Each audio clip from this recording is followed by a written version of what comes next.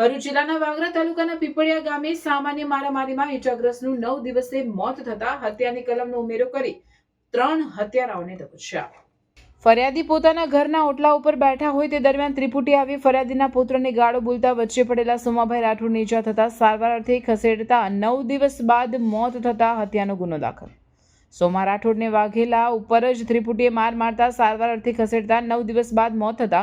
ત્રિપુટી સામે હત્યાનો ગુનો દાખલ। વાગરા પોલીસ સ્ટેશન ખાતે ગુનો દાખલ કરી આરોપી ઝડપાયા। ભરૂચ જિલ્લાના વાગરા તાલુકાના પીપળિયા ગામે ઘરના ઓટલા પાસે બેઠેલા પુત્રને ત્રિપુટીએ ગાળાગાડી મારામારી કરતા પુત્રને બચાવવા પડેલા દાદાને ત્રિપુટીએ માર મારતા ગંભીર ઇજાઓના પગલે સારવાર અર્થે હોસ્પિટલમાં ખસેડતા 9 દિવસની સારવાર બાદ મોત થતા પોલીસે ત્રિપુટી સામે હત્યાનો ગુનો દાખલ કરી કાર્યવાહી શરૂ કરી છે। બનાવની મળતી માહિતી અનુસાર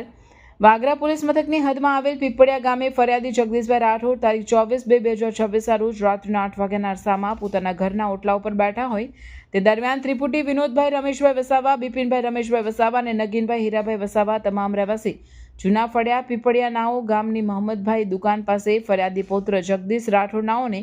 ગમે તેમ ગાળો બોલી ઝઘડો કરી લાફાવાડી કરતા જગદીશ રાઠોડના દાદા સોમાભાઈ મગનભાઈ રાઠોડ વચ્ચે પડી તેને બચાવવા જતા ત્રિપુટીઓએ દાદાને છાતીના ભાગે લાકડાના સપાટા મારી મૂઠમાર મારી તથા બિપિનભાઈ વસાવાએ કમરથી નીચે પેડુના ભાગે લોખંડની પાઇપો મારી મૂઠમાર મારી ગંભીર ઇજા કરતા ઇજાગ્રસ્ત સોમાભાઈ રાઠોડની સારવાર દરમિયાન હોસ્પિટલમાં ખસેડતા 9 દિવસની સારવાર બાદ આખરે સોમાભાઈ રાઠોડે દમ તોડી દેતા ત્રિપુટી સામે હત્યાની કલમનો ઉમેરો કરી હત્યારા વિનોદ વસાવા,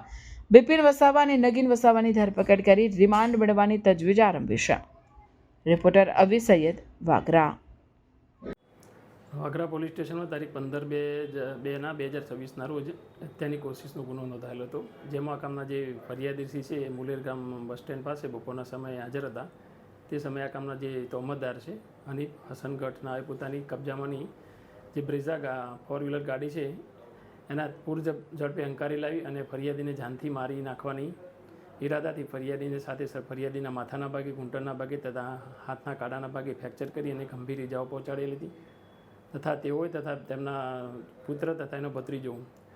મુદ્દસીર તથા સુફિયાન નાઓએ પણ આ ફરિયાદી તથા બીજા એક સહાયક છે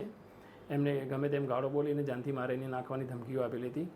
જે અનુસંધાને વાગરા પોલીસે આ ગુનામાં સંડોવાયેલ તોહમતદાર મુદ્દસીર હનીફ હસન ગઢ તથા સુફિયાન જાકીર ગઢ